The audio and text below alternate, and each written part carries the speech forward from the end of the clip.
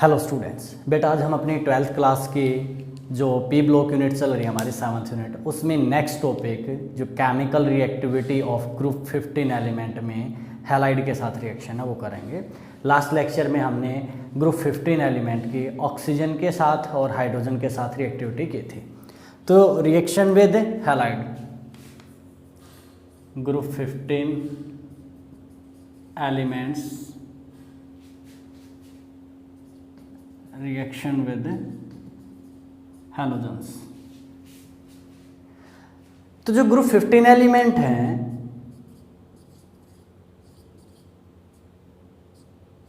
ये हैलोजन के साथ रिएक्ट करके दो टाइप के हैलाइड बनाएंगे, एक तो ट्राई हैलाइड, एक penta. Tri halides and penta halides. Formula क्या होगा? ट्राइलाइड में हमारा फॉर्मूला आ जाएगा EX3 इस फॉर्मेट में और इसमें EX5। E का मतलब कोई भी ग्रुप 15 एलिमेंट, X का मतलब यहाँ पर हैलोजन है, फ्लोरीन, क्लोरीन, ब्रोमीन और आयोडीन। तो E है हमारे कोई भी ग्रुप 15 एलिमेंट और हैलोजन है हमारा कोई भी फ्लोरीन, क्लोरीन, ब्रोमीन या आयोडीन में से। तो जनरल फॉर्मूला क्या आएगा? या तो ट्राई हैलाइड बनाएंगे या पेंटा हैलाइड। जो ट्राई हैलाइड है ग्रुप 15 एलिमेंट्स जितने भी हैं, all the group 15 elements form tri halides,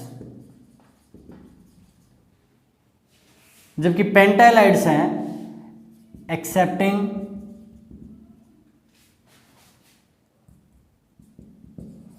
nitrogen, all other members form penta halides. और एक जो पेंटा हैलाइड्स हैं of Bi also very least या लेस स्टेबल, ये भी बहुत कम स्टेबल है। रीजन हमें पता है, नाइट्रोजन क्यों नहीं बनाते पेंटा हैलाइड? क्योंकि due to absence of D subshell. Nitrogen के पास तो डी सबसेल है ही नहीं, वो तो आगे बॉन्ड बना ही नहीं पाएगा, 3 तक ही है। ये क्यों नहीं बनाएगा? क्योंकि इसकी जो +3 oxidation state of bismuth is more stable then +5 oxidation state. इसकी वजह से क्या होगा? इसके भी पेंटा हैलाइड काफ़ी लेस स्टेबल बनेंगे, बाकी बना पाएंगे, ये इजीली बनाएंगे दोनों। चलो देखते हैं फॉर्मूला ये बनेगा इसका। ट्राई हैलाइड करते हैं पहले। जनरल फॉर्मूला ये हुआ। अब जनरल फॉर्मूला ये है तो इसके स्ट्रक्चर भी देख लेते हैं। स्ट्रक्चर क्या बनेगी? इसकी कॉन्फ़िगरेशन क्या है ग्रुप 15 की? NH2 NP3 means NH2 NPX1 NPY1 NPZ1 like this. ये आउटर कॉन्फ़िगरेशन है। अब हमारे पास 3 क्या हैं? हैलाइड हैं, वो 3 यहां पर बॉन्ड बनाएंगे। हाइब्रिडाइजेशन कैसी होगी? sp3। एक क्या रहेगा इसमें? लोन पेयर, और 3 क्या है इसमें? Bond pair. ऐसी स्ट्रक्चर कहाँ थी हमारी? हाइड्रोजन के केस में। तो यहाँ पर भी वैसी स्ट्रक्चर क्या बनेगी? पिरामिडल से बन जाएगी। इसके ऊपर एक लोन पेयर और 3 ये बॉन्ड पेयर, पिरामिडल शेप आ जाएगी। अब इसके केस में भी अगर हम बॉन्ड एंगल की बात करें तो क्या होगा? जैसे सपोज हम फ्लोरीन का केस लें या विद इन सेम ले लें, जैसे मान लिया मैंने ले लिया PCl3 PF3 PBr3 PI3, सारे के सारे फॉस्फोरस के साथ में हैं। अगर हैलाइड ही चेंज हो जाएं, फ्लोरीन, क्लोरीन, ब्रोमीन, आयोडीन, तो बॉन्ड एंगल पर क्या फर्क पड़ेगा? एक लोन पेयर और बॉन्ड पेयर तो सेम है। अगर नीचे जाएंगे तो बॉन्ड एंगल बढ़ता जाएगा, क्योंकि इनका साइज हैलाइड का बढ़ता गया। यहाँ पर पहले केस में बॉन्ड एंगल कितने का आएगा, वो आएगा लगभग हमारा 96.3 डिग्री का। ये कितना हो जाएगा, लगभग 100.4 डिग्री। ये लगभग 101 डिग्री, ये 102 डिग्री। बॉन्ड एंगल बढ़ता गया है क्योंकि साइज बड़ा होता गया। चलो अब हमने देखते हैं इनके, देखो हमने क्या देखा है कि ट्राई हैलाइड तो सारे ही बना रहे हैं, पेंटा हैलाइड नाइट्रोजन नहीं बनाएगा, क्यों, डी सब सेल है ही नहीं, आगे एक्सटेंड नहीं कर सकता। बाकी पेंटा हैलाइड में फिर से देखते हैं, अभी मैं ट्राई स्टार्ट कर रहा हूँ। बिस्मथ के केस में भी क्या होगा, पेंटा हैलाइड लेस स्टेबल होगा, क्यों, क्योंकि हमें पता है उसकी +3 ज़्यादा स्टेबल होती है ऑक्सीडेशन स्टेट +5 के बजाय। अब हमने ट्राई हैलाइड में देखा, जर्नल किया। अब अगर मैं इनकी स्टेबिलिटी की बात करूं ऑफ EX3 ट्राई हैलाइड, तो जो स्टेबिलिटी है, जो नाइट्रोजन है form list stable try halides, सबसे कम स्टेबल नाइट्रोजन बनाएगा। ऑल्दो जैसे ये है ना NF3, ये तो है स्टेबल, बाकी NCl3 होगा, ये कैसा होगा, एक्सप्लोसिव होगा, स्टेबल नहीं है।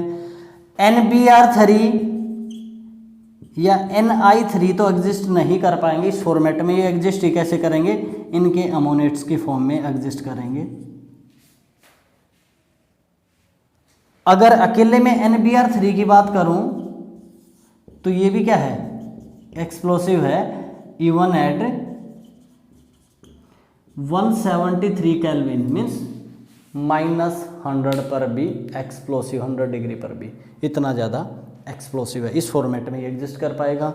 अगर मैं बात करूं Ni3H3, ये इसके इस फॉर्मेट में भी मॉइस्चर स्टेट में ये स्टेबल है।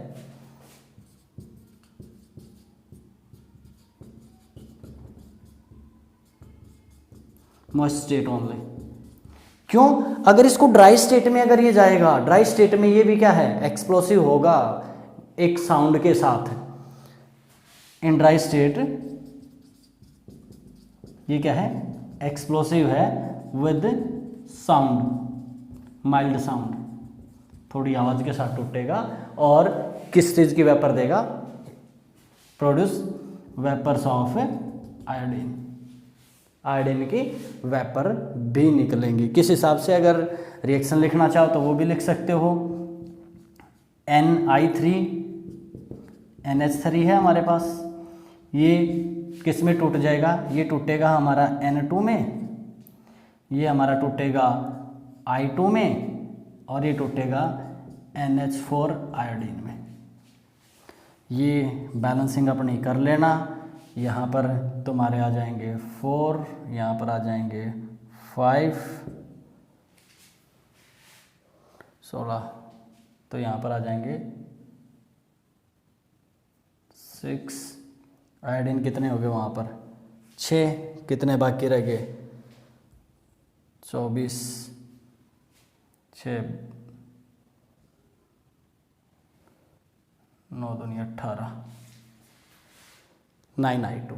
बैलेंसिंग अपनी देख लेना। ये क्या देंगे हमें, नाइट्रोजन देंगे, आयोडीन देंगे और अमोनियम आयोडाइड देंगे।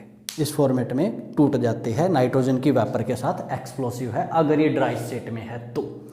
मॉइस्चर स्टेट में एग्जिस्ट करेगा, स्टेबल होगा। अब पॉइंट ये आया, बाकी के तो स्टेबल हैं, ये था अनस्टेबल। बाकी अगर मैं बात करूं PCl3, ASCl3, SbCl3 या BiCl3, all these are stable. ये सारे स्टेबल हैं, एक यही स्टेबल नहीं था। या इनके ब्रोमीन भी स्टेबल है, इनके आयोडीन भी एग्जिस्ट कर पा रहे हैं, लेकिन ये नहीं कर पा रहे। इसका रीजन क्या है, व्हाई इट इज सो, तो देखते हैं क्या था यहाँ ऐसा ये स्टेबल नहीं थे। तो उसका मेन रीजन है इनका साइज। नाइट्रोजन क्या है, small in size, NF3 stable है, why? Because the size of nitrogen and fluorine are nearly similar. 75 picometre और 72 पिकोमीटर है इनके साइज, नियरली सिमिलर थे, स्टेबल हुए। जबकि बाकी के केस में क्या होगा, the difference between the size of nitrogen and other halides is very large, काफी ज्यादा है। तो क्या हो गए, इसलिए जो नाइट्रोजन के बाकी हैं with chlorine, bromine and iodine not form stable trihalides. क्यों?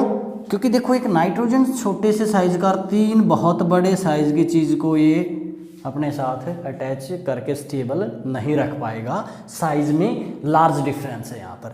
जबकि जो पहला केस है उसमें साइज लगभग सिमिलर था, स्टेबल बन गया। यहाँ साइज में लार्ज डिफरेंस है तो ये स्टेबिलिटी लॉस कर देता है, यहाँ पर ये स्टेबल कंपोनेंट नहीं बना पाएगा नाइट्रोजन बाकी के केस में। Got it? जबकि बाकी के केस में ऐसा इशू नहीं था, वो आसानी से स्टेबल बना पाए थे। लेकिन एक तो स्टेबल है हमारा NF3, तो इसी वजह से जो NF3 की प्रॉपर्टी है वो बाकी NCl3, NBr3, Ni3 से बिल्कुल अलग आ जाएंगी। ये काफ़ी स्टेबल है, ये हाइड्रोलिसिस भी नहीं करेगा, मीन्स वाटर के साथ रिएक्ट नहीं करेगा, डाइल्यूट एसिड या एल्कली, डाइल्यूट एल्कली के साथ भी रिएक्ट नहीं कर पा रहा। ठीक ऐसे ही PF3 भी रिएक्ट नहीं करता। बाकियों के इनके जो क्लोराइड्स वगैरह हैं वो हाइड्रोलिसिस होंगे इजीली, लेकिन हाइड्रोलिसिस होके अलग अलग प्रोडक्ट देंगे। देखते हैं क्या क्या आएंगे।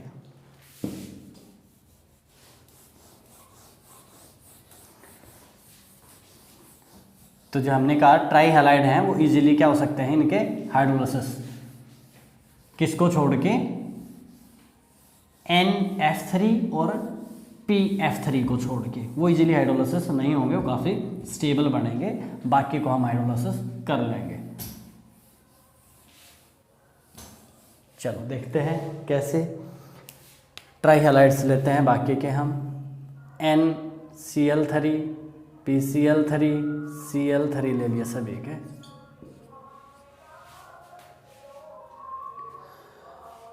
अब जब Cl3 लें और इसका हम हाइड्रोलिसिस कर दें, H2O डाल लें, तो ये क्या बनाएगा प्रोडक्ट, ये बनाएगा हमारा NH3 एंड HClO3।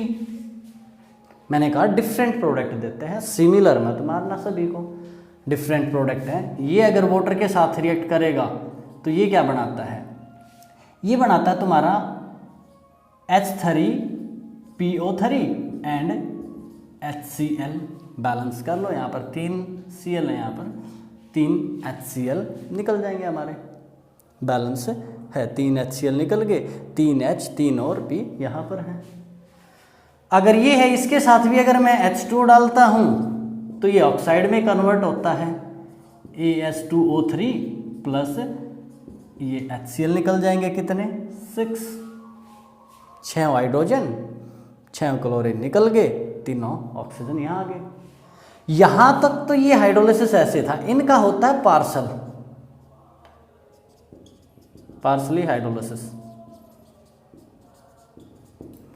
इनका पार्सल हाइड्रोलिसिस होगा कैसे, इसके साथ में H2 डालूंगा, इक्विलिब्रियम भी एग्जिस्ट करेगा। किस टाइप से बनाएगा ये बनाएगा SbOCl प्लस 2HCl। ये भी किस टाइप में कन्वर्ट होगा, सिमिलर वे से। ये भी क्या होगा, अपना एक इक्विलिब्रियम एग्जिस्ट करवाएगा, पार्सल हाइड्रोलिसिस होगा, BiOCl एंड 2HCl। और ये हमें पता है अकॉर्डिंग टू लीचेटर्स प्रिंसिपल, अगर हम HCl एक्सेस में करते जाएंगे तो equilibrium shift in backward direction, क्योंकि प्रोडक्ट साइड का अगर कोई भी चीज़ बढ़ती है तो इक्विलिब्रियम बैकवर्ड जाएगा, रिएक्टेंट में बढ़ेगी तो फॉरवर्ड डायरेक्शन में जाता है, तो ये बैकवर्ड आ जाएगा अगर HCl हम बढ़ाते गए तो। अब इसके केस में एक चीज़ और है, मैं अगर इनके आयनिक करेक्टर की बात करूं सभी की, NX3 और PX3, ASX3, SBX3 and BIX3। तो जब हम टॉप टू बॉटम हम जाएंगे, वैसे तो ये प्रीडोमिनेंटली कैसे हैं, कोवलेंट, इन कोवलेंट करेक्टर शो करेंगे, लेकिन टॉप टू बॉटम क्या होगा,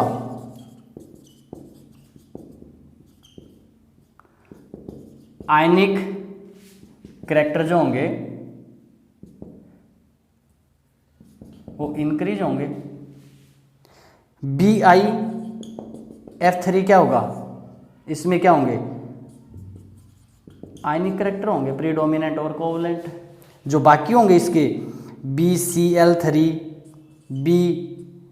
BR3 या BI3 या इसका भी पेंटालाइड होता है SBF5 भी, क्या होते हैं इसमें, बहुत 50% क्या होंगे आयनिक और 50% क्या होंगे कोवलेंट। या यू में से बहुत character show ionic and covalent.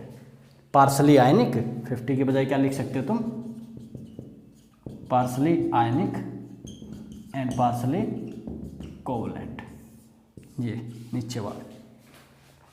इनमें कोवलेंट करेक्टर प्रीडोमिनेंट होते हैं, ज़्यादा होते हैं आयनिक करेक्टर से। गॉट इट, ये भी बता दिया हमने। इनकी रिएक्शंस भी होगी, हाइड्रोलिसिस भी होगा। अब इसके बाद हम करते हैं पेंटाहैलाइड पर आ जाते हैं। पेंटाहैलाइड कैसे होंगे,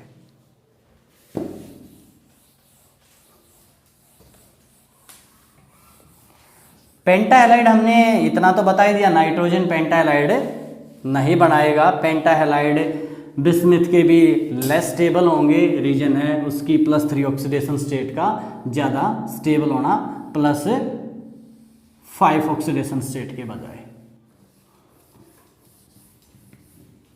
तो चलो अब हम पेंटाहैलाइड्स करते हैं।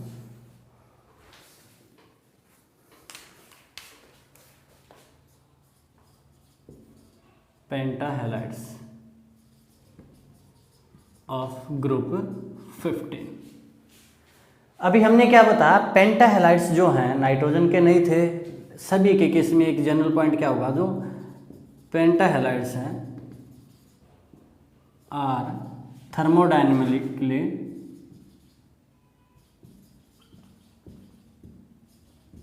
Less stable than trihalides. Trihalide से तो सारे के सारे पेंटाहैलाइड्स लेस स्टेबल हैं, मीन्स आसानी से वो डिकम्पोज हो जाएंगे गर्म करने पर। अब अगला पॉइंट क्या है, बनते हैं जिनके, बनते किस किस के हैं हमने बताया, नाइट्रोजन तो बनाता नहीं क्योंकि डी सब सेल नहीं है। इसके केस में हमने बताया BIF5 ही स्टेबल बनेगा, बाकी स्टेबल नहीं बनेंगे। रीजन है +3 ऑक्सीडेशन स्टेट का ज़्यादा स्टेबल होना देन +5 ऑक्सीडेशन स्टेट। रीजन क्या था उसका, due to inert pair effect. Inert pair effect की वजह से ये तो सिर्फ BiCl5 स्टेबल बनाएगा, बाकी नहीं बनाएगा। नाइट्रोजन क्यों नहीं बनाएगा, उसकी कॉन्फ़िगरेशन क्या है, 1s2 2s2 2p3। अब उसके अंदर एब्सेंस किसकी है, डी सब सेल की, due to absence of d sub shell nitrogen cannot form pentahalide. अब बच गए सिर्फ ये। तो एक चीज ध्यान से देखो, पेंटाहैलाइड में फ्लोरीन तो सारे बनाएंगे, F5 ये भी बनाएगा, ये भी, ये भी। ब्रोमीन वाला अगेन क्या हो जाएगा फिर, लेस स्टेबल हो जाएगा। क्यों, क्योंकि हैलाइड का साइज बढ़ गया, इस वजह से लेस स्टेबल बनाता जाएगा। अगर ब्रोमीन की बात करें तो PbR5 या PbI5 तो बन जाएंगे। ब्रोमीन ये भी बना लेगा।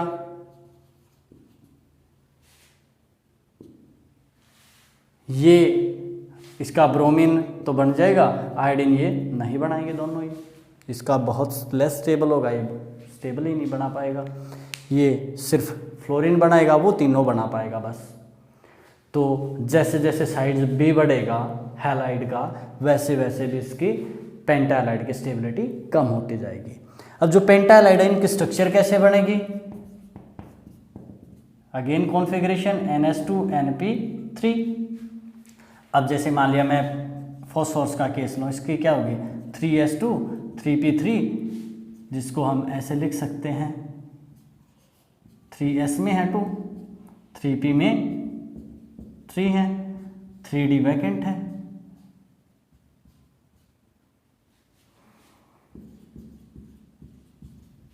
बाकी अगर जनरल करना है तो इस 3 की जगह N लिख लो। अब अगर मैं करूं PCl5 बनाना है तो ग्राउंड स्टेट में ये है, एक्साइटेड स्टेट में क्या हो जाएगी, एक्साइटेड स्टेट कॉन्फ़िगरेशन, ये एक इलेक्ट्रॉन यहाँ से यहाँ चला जाएगा, या फिर से बना देता हूँ, चलो ये यहाँ गया, ये है ground state. Excited state electronic configuration क्या हो जाएगी, एक इलेक्ट्रॉन वहाँ चला जाएगा तो ये आ जाएंगे लाइक दिस।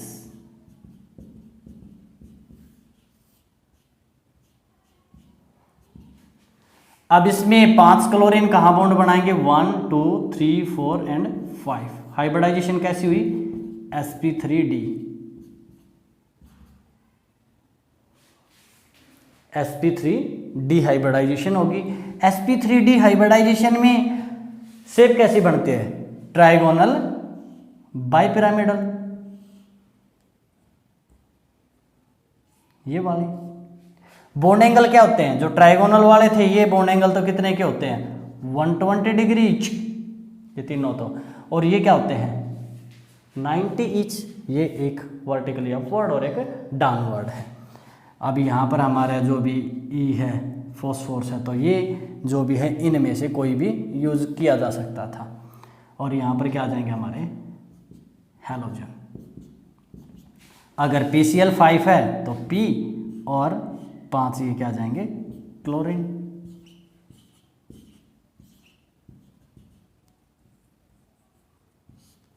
ये शेप आ जाएगी हमारे।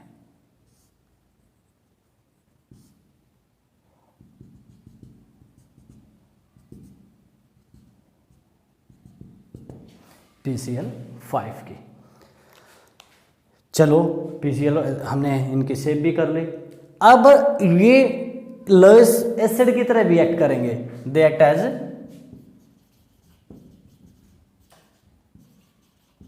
Lewis acid. लुईस एसिड क्या होते हैं, बिल्कुल सही, जो एक लोन पेयर एक्सेप्ट करें। अब लोन पेयर एक्सेप्ट क्यों कर पाएंगे, due to vacant D subshell, D subshell they can accept a pair of electrons, एक इलेक्ट्रॉन पेयर एक्सेप्ट कर सकते हैं। जो इलेक्ट्रॉन पेयर एक्सेप्ट करे वो क्या होगा लुईस एसिड। और जो अपने कोवेलेंसी है उसको 5 के बजाय 6 तक एक्सटेंड कर सकते हैं, दे कैन एक्सटेंड देयर जो टेंडेंसी है वो up to 6, covalency up to 6, यानी कि जनरल फॉर्मूला ये EX6 नेगेटिव तक भी ले जा सकते हैं। कोई एक X हैलाइड आया वो यहाँ पर आ जाएगा इसमें, अगर वो यहाँ पर आया तो अब हाइब्रिडाइजेशन क्या हो जाएगी, sp3d तो ये थी, एक और आ गया तो sp3d2 हो जाएगी। और शेप भी कैसी आती है sp3d2 में ऑक्टाहाइड्रल, बिल्कुल ठीक, E और ये वाली शेप एक्वायर कर लेंगे उस केस में। अब ये एग्जिस्ट कैसे करते हैं, जो ये शेप है इसकी, जो ये फॉर्मेट है PCl5, ये एग्जिस्ट करेगा इनके गैसेस फेज में। अगर ये क्रिस्टलाइन फेज, सॉलिड फेज बनाते हैं तो ये कैसे एग्जिस्ट करेंगे, इनके बारे में हम बात करते हैं। जो P है वो सॉलिड स्टेट में एग्जिस्ट करेगा, P जैसे मान लिया Cl ही है तो Cl4 positive and PCl6 negative, PbR4 positive, PbR6 negative. क्यों लिखा मैंने अलग अलग? क्योंकि आयोडीन में फॉर्मेट चेंज हो जाता है। आयोडीन में क्या आ जाएगा? Pi4 positive and I negative. इस टाइप से ये एग्जिस्ट करते हैं जब इनके क्रिस्टलाइन फॉर्मेट है, आयनिक फॉर्मेट है, तो ये ऐसे एग्जिस्ट कर जाएंगे। इसके बाद नेक्स्ट हमारा इनकी रिएक्शन करेंगे हम विद मेटल्स, फिर नाइट्रोजन के कंपाउंड्स पढ़ेंगे। तो ये 2 टॉपिक और कर लेते हैं आज के लेक्चर में। तो पहले हम करते हैं हम इसकी रिएक्शन विद मेटल्स।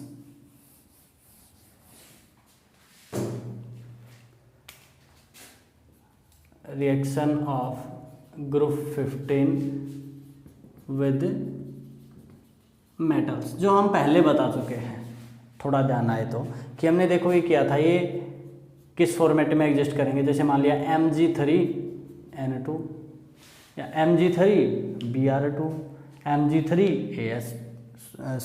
Mg3N2 की जगह क्या ले सकते हो? P2, Bi2, Sb2, Es2, ऐसे ही मेटल के साथ रिएक्ट करेंगे, आयनिक कंपाउंड बनाएंगे। तो they form ionic compounds with metals के साथ ही रिएक्ट करके आयनिक कंपाउंड बनाएंगे, जो एक्टिव थोड़ी रिएक्टिव मेटल है उनके साथ ही, कैल्शियम है, मैग्नीशियम है वगैरह इनके साथ। इसके बाद मैंने बोला था हम करेंगे some important compounds of nitrogen, जिसमें सबसे पहले हम क्या पढ़ेंगे? Na2 गैस के बारे में।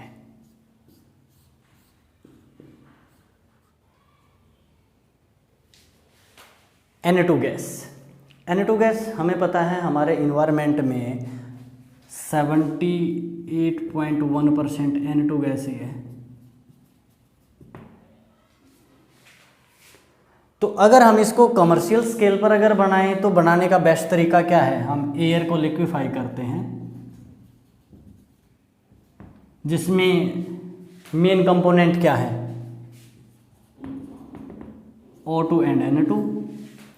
O2 का जो बॉइलिंग पॉइंट है दैट इज 90 केल्विन और इसका है अप्रोक्स 77.2 केल्विन। तो हम क्या कर लेंगे यहाँ पर? डिस्टिलेशन, यानी कि फ्रैक्शनल डिस्टिलेशन करेंगे और अलग अलग कर लेंगे। इसमें जो नाइट्रोजन आएगी उसमें ट्रेस अमाउंट में O2 और कुछ अदर गैसेस हो सकती हैं, बाकी यहाँ से बना सकते हैं। लैब में अगर प्रिपरेशन करनी है तो हम क्या कर लेते हैं? हम लेंगे ammonium chloride and sodium azide, sodium nitrile ले लेते हैं, NaNO2, sodium nitrile equivalent amount में, और हीट कर दो। हीट करेंगे तो यहाँ से क्या निकल जाएगा हमारा? यहाँ से Na2 गैस निकलेगी, NaCl निकलेगा एंड H2O, बैलेंसिंग के लिए H2O2 आ जाएंगे। एक तरीका तो ये है, हमने क्या किया? Ammonium chloride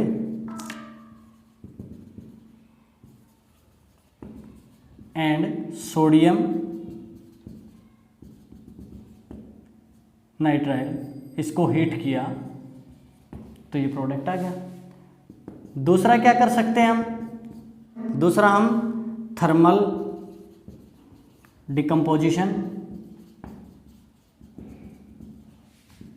of ammonium dichromate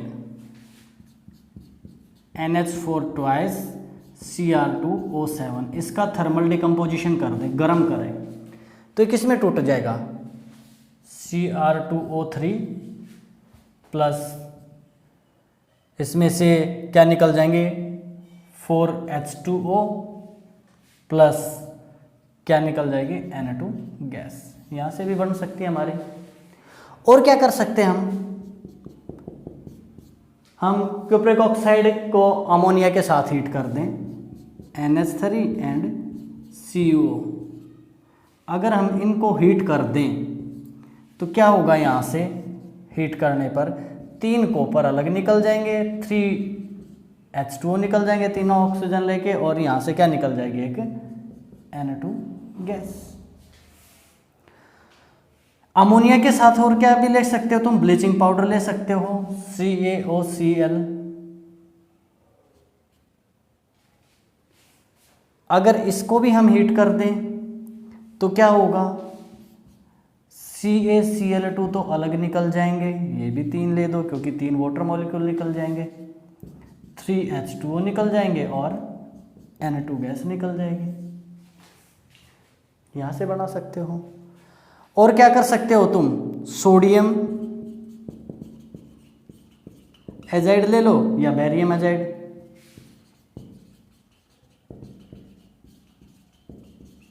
जैसे मैंने लिया NaN3 या BaN3 ट्वाइस। इनको अगर मैं हीट कर दूं तो क्या होगा, यहाँ से हमारा सोडियम अलग हो जाएगा और Na2 गैस अलग हो जाएगी बैलेंसिंग के लिए। ये कर दिया हमने। इसको हीट करोगे तो बेरियम अलग और Na2 गैस अलग। अब एक इंटरेस्टिंग चीज़ और है, जो ये सोडियम एजाइड है ना, ये कहाँ यूज होता है, गाड़ियों के एयर बैग पता होंगे सबको।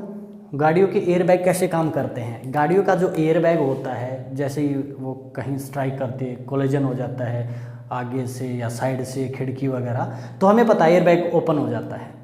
वो एयर बैग एक्चुअली है क्या, एयर बैग में एक ये लगा लो नायलॉन के एक केज लाइक है, नायलॉन का एक कपड़ा टाइप है जिसके अंदर सोडियम एजाइड फिल किया होता है।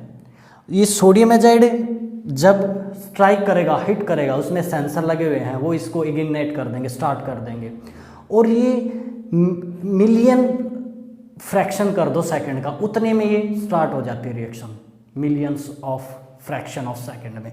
उसमें क्या होगा, ये रिएक्शन होगी और जो ये Na2 गैस बनेगी, Na2 गैस क्या कर देगी, उसको एयर बैग को फिल कर देगी। कई बार किसी को अगर देखने का मौका मिला हो तो तुमने देखा होगा वहाँ पर फिर डस्ट पार्टिकल से दिखते हैं, वाइट पाउडर, वो टेल्कम पाउडर ही है, या कुछ केसेस में वो क्या कर दिया जाता है, कोई ना कोई स्टार्च वगैरह टाइप की चीज़ यूज कर दी जाती है। वो इसलिए यूज किया है कि वो एयर बैग आपस में ही ना चिपके, कि टाइम पर कहीं खुले ही ना। कुछ कंपनियां क्या भी करते हैं, सोडियम एजाइड के साथ कुछ और केमिकल्स भी डालते हैं ताकि जैसे सोडियम के बजाय कुछ और भी लेस टॉक्सिक चीज़ बने। उसमें जो मेन तो क्या बनेगी, Na2 गैस बनेगी जो हार्मलेस है। बस क्या करना चाहिए, क्या प्रिकॉशंस रखें, अगर कोई वहाँ प्रेजेंट है तो डोर्स या विंडोज़ वगैरह ओपन कर दे ताकि जो डस्ट वगैरह उससे अंदर जो पर्सन है उसको ज़्यादा दिक्कत ना हो, जो टेल्कम पाउडर वगैरह है, बस और ज़्यादा कोई दिक्कत नहीं आएगी। उसमें यही यूज किया जाता है, सोडियम एजाइड। चलो ये हमारी प्रिपरेशन ये हुई, लैबोरेटरी प्रिपरेशन भी हमने कर ली। इसकी फिजिकल प्रॉपर्टीज़ क्या होती हैं,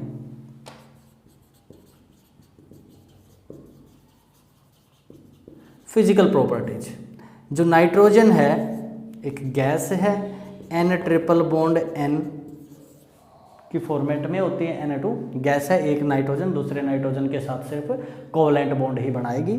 उसके अलावा जो ये कलरलेस नॉन टॉक्सिक एक गैस है, इन्वायरमेंट का मेन पार्ट इससे बना हुआ है, 78.1% यही है।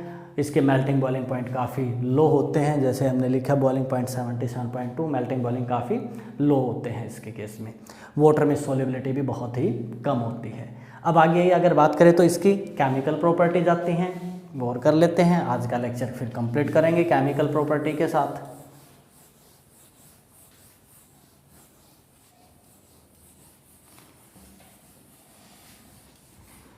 जो नाइट्रोजन गैस है, हम अगर केमिकल प्रॉपर्टी की बात करें इसकी, तो अभी हमने बताया N ट्रिपल बॉन्ड N की फॉर्मेट में एग्जिस्ट करती है।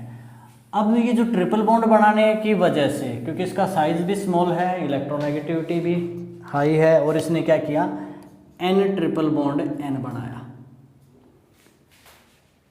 और इसकी जो बॉन्ड डिसोसिएशन एंथैल्पी वो भी काफ़ी आई है, अप्रोक्स 931.5 किलो जूल पर मोल के आसपास है। अब इसकी वजह से क्या होगा, इसको डिकम्पोज करना काफ़ी डिफ़िकल्ट है, तो ये it act as inert gas, ये काफ़ी हद तक इनर्ट गैस की तरह बिहेव करती है रूम टेम्परेचर पर। लेकिन जैसे जैसे हम टेम्परेचर इंक्रीज करते जाएंगे इसकी रिएक्टिविटी बढ़ती जाएगी। अगर ज़्यादा हाई टेम्परेचर पर हम इसको रिएक्ट करवाएं तो ये मेटल से भी रिएक्ट करेगी, मेटल के नाइट्राइड बनाएगी, जनरली आयनिक करैक्टर होते हैं उनमें। ये नॉन मेटल से भी रिएक्ट करेंगे, नॉन मेटल के भी नाइट्राइड बनाएंगे, वो कोवलेंट करैक्टर के होते हैं। ये कुछ कंपाउंड्स के साथ भी रिएक्ट करेगी और उनके साथ भी कोई फर्दर कंपाउंड फॉर्मेशन करते हैं। तो देखते हैं वो कैसे। सबसे पहले अगर हाई टेम्परेचर पर हम रिएक्शन करवाएं, रिएक्शन विद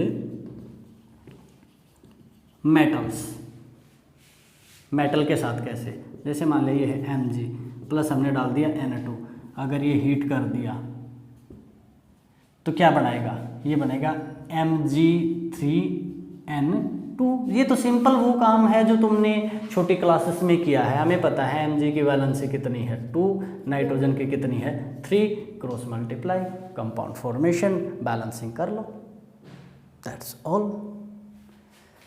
अगर मैं इसको रिएक्ट करवाऊँ कैल्शियम के साथ Na2 तो क्या बनेगा, हीट कर दें Ca3N2, क्योंकि इसकी वैलेंसी भी कितनी होती है 2, उसकी कितनी होती है 3, लाइक दिस ये रिएक्ट करेगा।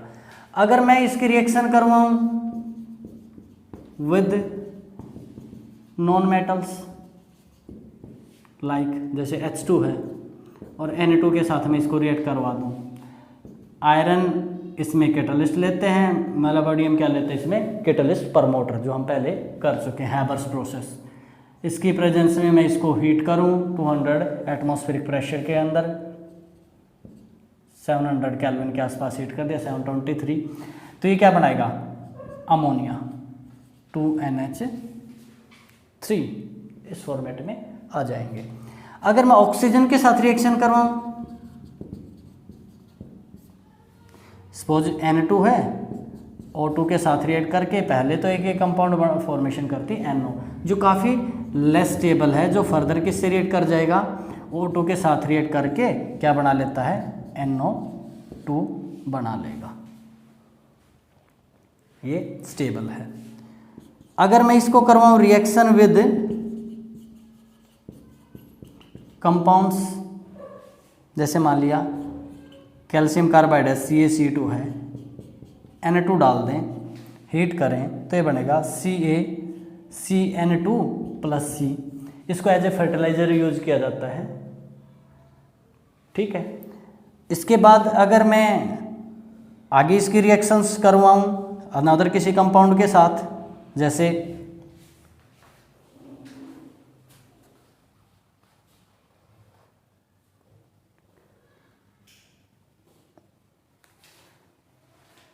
Al2O3 है,